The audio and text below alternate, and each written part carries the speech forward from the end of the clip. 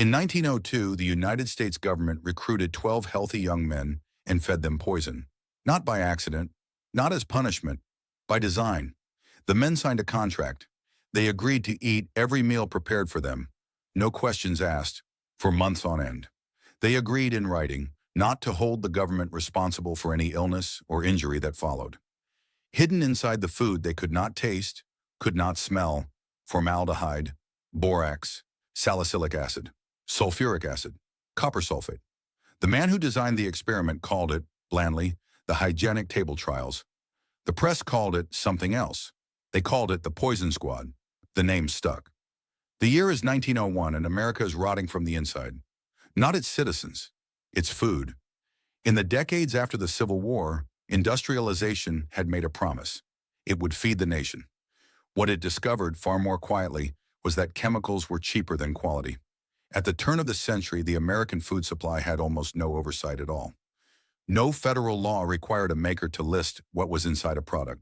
No law punished a company for hiding what it had added. Borax, a mineral compound most people now associate with laundry, was mixed into butter and meat to tighten flesh that had already begun to rot. Formaldehyde, the same chemical used to preserve human cadavers, was added to milk. Sodium benzoate was pumped into jams. Copper sulfate made canned peas an unnatural, perfect green. Sulfuric acid gave commercial vinegar its bite. It went further than the pantry. Parents soothed crying babies with cough syrups laced with morphine. Olive oil was often cottonseed oil. Glucose was sold as honey. None of it had to appear on a label. Consumers in 1901 had no real idea what they were eating. Harvey Washington Wiley was the chief chemist of the United States Department of Agriculture. A former chemistry professor from Purdue, he had spent years watching the food industry contaminate the American diet, and years being ignored by a Congress that answered to that industry. The manufacturers had a simple defense.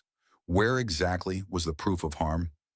Wiley decided to build the proof himself. He had first asked Congress for money in 1899. In 1902, 3 years later, they finally gave him $5,000 and permission to do something no one had done in any controlled way. Feed the poisons, one at a time, to human beings, and watch what happened. The setup was disarmingly ordinary.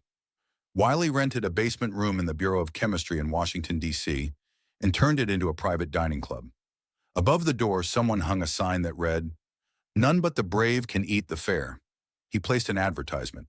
Young men, preferably of federal clerks. Strong stomachs, steady nerves. 3 meals a day, free, with nothing to drink but water. What Wiley expected to be a hard position to fill filled almost overnight. Letters poured in. One man wrote that he had a stomach that could hold anything, that doctors had given up on him years before, and that he would be glad to prove them wrong. 12 men were chosen, and the rules were exact. Before every meal, each man was weighed. Everything that entered his body was measured. Everything that left it was collected and analyzed. Half the squad ate clean, untainted food. The other half ate identical meals dosed with a single preservative. Every 2 weeks, the two halves switched.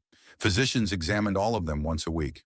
For the first phase, the compound was borax, the same borax that could tighten old, graying meat back into something that looked fresh. The doses started low. Each week, they climbed. By week 3, the men reported headaches, nausea, loss of appetite, in a food experiment, a particular flavor of dark irony. By week 6, several of them could not finish their meals. Wiley recorded all of it: temperature, weight, every measurable function of 12 bodies seated at his basement table.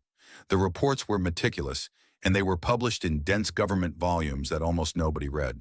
The newspapers, on the other hand, read everything. A reporter from the Washington Post attended one of the early dinners. What he wrote reached the country within days. He gave the volunteers the name that would outlive every official report: the Poison Squad. By that week, it was everywhere. The public was transfixed. Songs were written about the men. A comedy opened on the Washington stage. Women sent them letters. Cartoonists drew them dining in black robes at a skull-marked table, raising glasses of something no one would name. And behind the spectacle, Wiley kept feeding them. Over 5 years, he ran trial after trial: borax, salicylic acid, sulfuric acid, sodium sulfite, sodium benzoate, formaldehyde, copper salts. Some phases were mild, others were not. He had to halt the sodium sulfite trial halfway through. During the sodium benzoate trial, only 3 of the 12 men made it to the end. One volunteer during the formaldehyde phase wrote in his symptom journal that he felt a weight behind the eyes and a constant sense that the room was slightly wrong. None of the 12 original men died. Several carried effects that lingered for years. Still, they kept going. Most completed the experiment with a particular kind of American stubbornness and a genuine belief that what they were doing mattered. They were right. In 1906, Wiley laid his years of data, imperfect, contested, fiercely argued against, before the public and the president. That same year, Upton Sinclair published The Jungle, and the nation read what happened inside its meatpacking plants. Together, the two became a lever, and it moved. Congress passed the Pure Food and Drug Act. People would come to call it the Wiley Act. But here is what gets left out. The law Wiley had fought for was gutted before it passed. Years of industry lobbying had done their work, and the final act was a compromise. And then came the counterattack. President Roosevelt, who had his own fondness for saccharin, a sweetener Wiley openly distrusted, appointed a board of experts to review Wiley's findings. He placed it under Ira Remsen, the chemist who had invented saccharin. The board examined sodium benzoate, one of the very compounds Wiley had tested on his squad, and ruled it safe in small amounts. Wiley was overruled. Sodium benzoate was never banned. It is in your food today. The poison squad ran for 6 years, 12 original men, and dozens more across the later trials. All volunteers.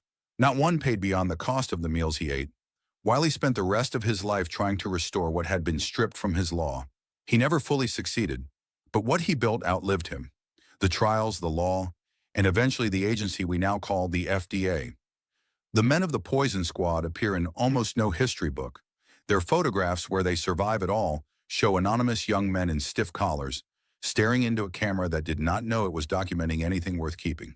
They agreed to be poisoned by their own government, not under compulsion, not for money, because someone asked a question that mattered, and science had no answer. And they said yes. Silence.